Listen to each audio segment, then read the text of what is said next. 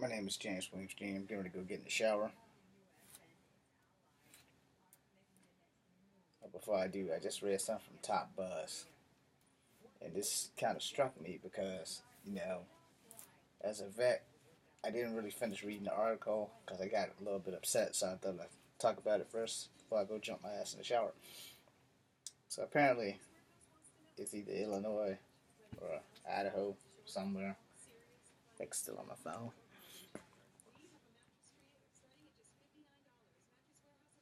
Okay, well, it was on my phone. But some 41-year-old lady, and it's a murder suicide. So she killed her twin daughters, and then she killed herself.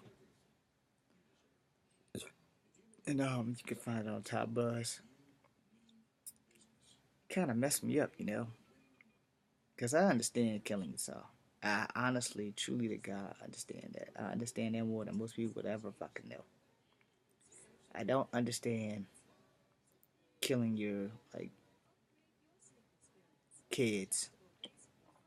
Now, if you kill yourself because you can't take it anymore, for some people it's unforgivable, but that's only because they really don't understand. But you know,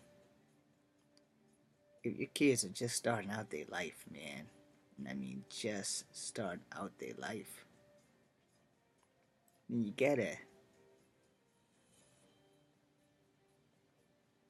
gotta give them the chance to actually have a life.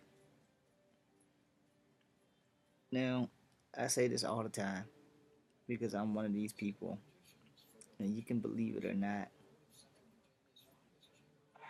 Damn it, that wasn't supposed to happen. Yeah, that's a person who suffered from suicidal thoughts. Myself, you can do a lot in life, and you can hurt a lot of people to make a statement.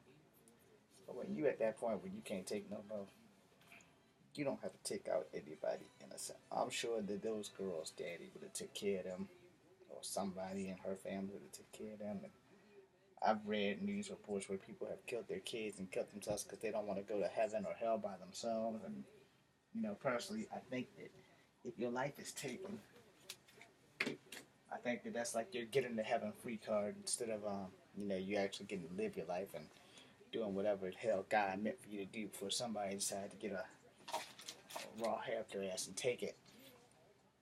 Now, before I get in the shower, shout out to their grieving family and hope that they're fine and getting through it. Though I know they never will because death doesn't ever get easy. Me losing my father for 2 years, going on 3 years next March. Um, you know, I ain't never got over it. It hasn't really gotten any better. People tell me that it would. They tell me that shit all the time. But to be honest, it hasn't. There's still nights where I look up in the sky and wish that he was still here.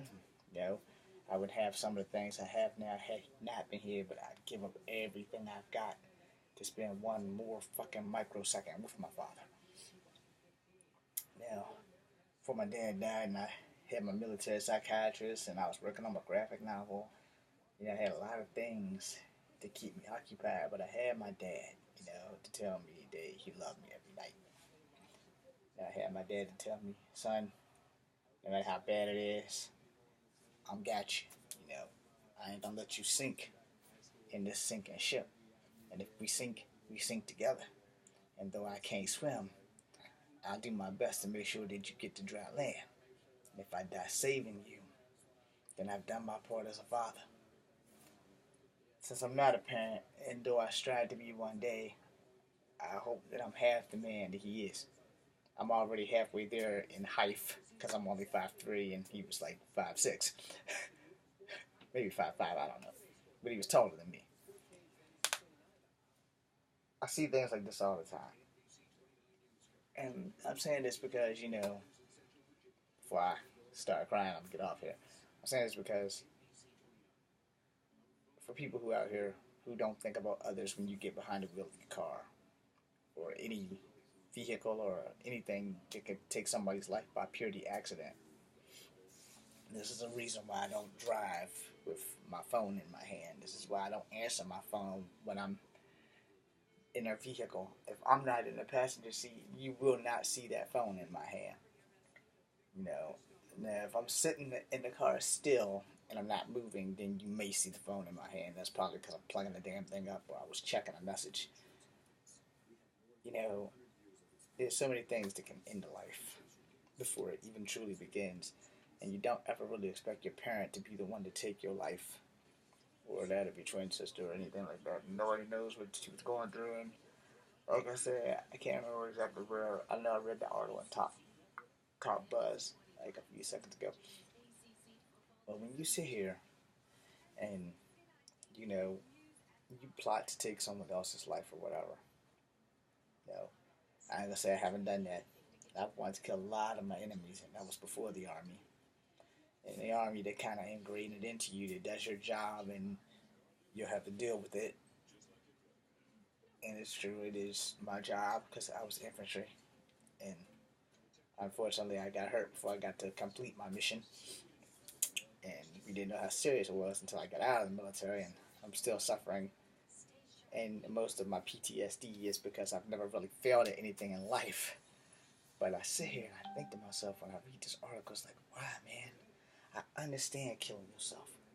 I don't understand killing your children who are only 7 years old. Their life just got started. I read things like that and I turn and I look at my nieces and nephews. I look at some of their parents who don't want to do their jobs and are ungrateful, and then I think why couldn't that be me? Why couldn't I be the one blessed with children and I know what to do with children while other people have them and could care two shits, don't want to put in the time, don't want to do something. And then you turn around and you read how some woman, for whatever God forsaken reason, takes her life and that of her two children. You know, I'm not real speechless very much. I didn't used to talk this much in high school, if at all. I didn't talk that much until I got into college and took a public speaking class so I could improve my acting. Must not have worked because of the acting, but I can tell you this. No matter how bad you got it, and I'm sorry if this is gonna sound rough, and I don't really give a fuck to tell you the truth. If you're gonna kill someone and it's gonna be you, forgive me for this, but that's fucking fine. You don't take the life of children. I don't give a fuck who they are. I don't care if you hate their fucking parents. I don't care if you hate yourself to the highest point of hate. You did not take the life of children, even your children. Now, I'm sure you guys have seen The Mist, and that was a necessary evil, only to find out that it wasn't a necessary evil. So, using that as an example, I'm going to tell you no matter what you have to do, you have to hold on. And you have to follow, like Joel Osteen said, God's got this. So hopefully you guys understand why this shit upset me so badly. Because as a person who suffered from suicidal thoughts, I don't think it's cool to ever, under any circumstances, take the life of a child. And if you're feeling like you have to take your life, there are suicide hotlines locally, and you should probably put those things to use. No, not a hypocrite. Never used a suicide hotline. I had a psychiatrist.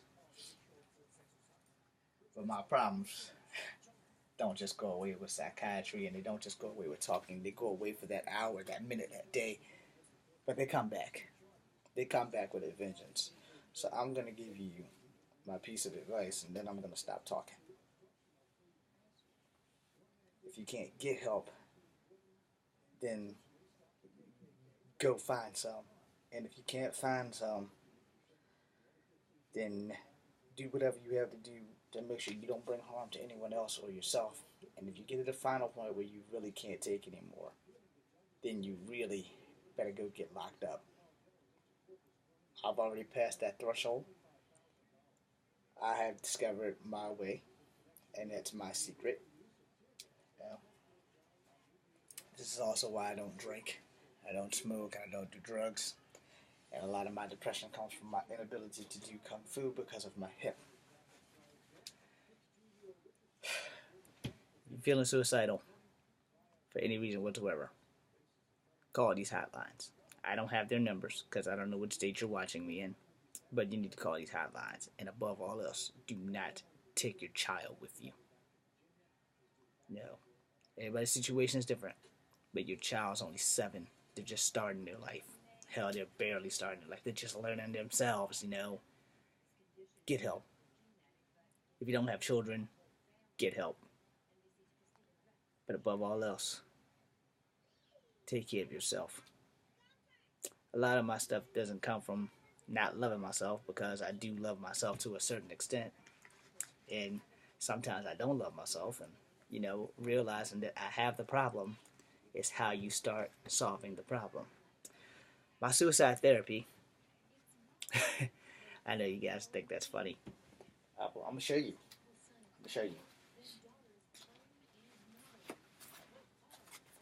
That's why this game means so much to me. This was my suicide therapy. This is my suicide therapy. So, a lot of people think they play games for pleasure and fun. Sometimes they can be very therapeutic. I'm James Williams Jr., this is Kung Fu Ever number 2, and I'm telling you, get help if you need it. Don't be ashamed. Get your ass up. Go get some help. Be seeing you.